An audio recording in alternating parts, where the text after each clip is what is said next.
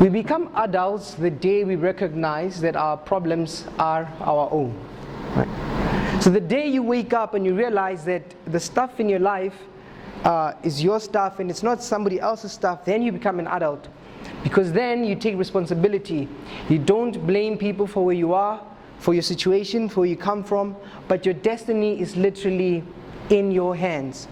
Because one day you're going to have to stand and look at yourself in the mirror, and you have to reflect on what you have done with the time that you have, and you literally do not have time.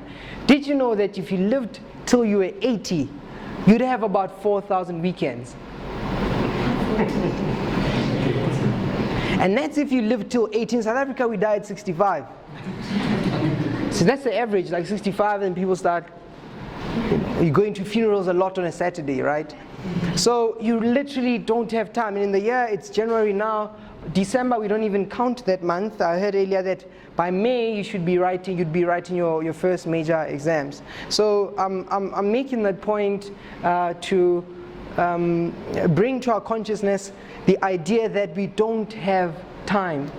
And there's also this myth that we also live long. Like we have this idea that people live and then they age and then maybe they get sick and then they die. I work in hospitals. I work in different departments. So you work in a hospital, people die whilst they're in the womb.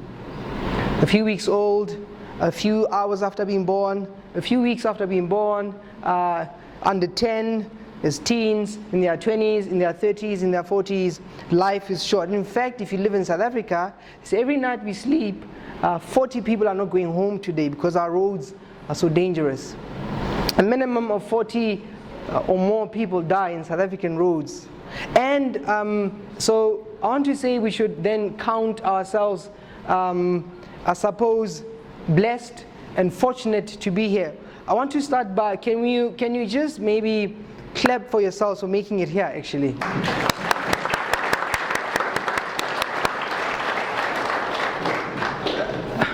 Because there are many people who'd kill to be where you are. So first idea I'd like to share with you is, well, you need to decide whether you want to have priorities or not. Who's familiar with the marshmallow test? So there's an old psychology experiment. So they got 3-year-olds and 4-year-olds, little children. Who's got 3 and 4-year-olds or family members who are that old? So they got 3 and 4-year-olds, and then they gave them marshmallows and things like Oreos. And then they came to them, they said, listen, we're going to give you this one marshmallow, and if you can hold it for like 8 minutes or 20 minutes until the researcher came back, you're going to have 2, right? And so some of these kids, they gave them the marshmallows, 3 and 4. What do you think happened? Some just shoved it in their mouths, you know. And then, but there was this other group of kids. They took these marshmallows, they shoved them in the pocket, they hid them under their tray. They don't want to look at them. They started humming and dancing around, just distracting themselves. Like, I don't want to look at this marshmallow. I just want to wait until I get 2 marshmallows. So they followed these kids until they were adults, right? And they found that these kids were able to hold the marshmallow and wait. By the time they got to in high school, when they had to enter university, their marks were higher than the average. By the time they were 25, they were healthier. They were smaller in terms of their weight and health-wise. They were healthier than their peers. When they were about 50, they had saved more for retirement than their peers. 3 and 4.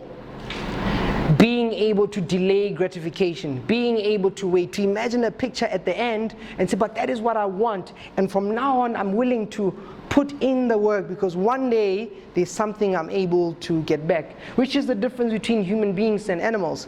Human beings are able to invest. I mean, they're investing in you right now with the view that in 4, 5 years, 6, 10 years, you'd be somebody incredible. So human beings are able to do that. And if you want to succeed, you need to decide whether you have priorities or not. We live in an age where everybody is trying to hustle here, hustle there, hustle. But the reality of the situation is that you'll always have more ideas than the time to pursue them. You'll be there having to work on your portfolios. You'll have more ideas than the time to pursue them. You'll have assignments that you have to do, but you'll have more ideas than the time to pursue them. So you need to make up your mind whether you want to have priorities or not. Because there are a lot of options. You come here, you are free. You could choose to work on your portfolio.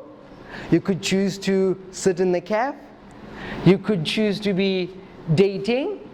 You could choose a lot of things. A lot of things could be your priorities. So, first proposition, learn to delay your gratification because there's a reward at the end.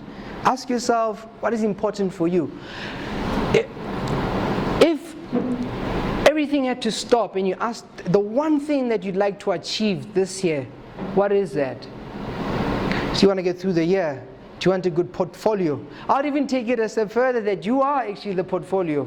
That every day you are working on yourself. And depending what you do on yourself, you either go up or you go down. So make up your mind. What is important for you? Do you want to have priorities or not? So that's the first idea. The second idea I'd like us to think about is we need to decide whether we want to give our best or not.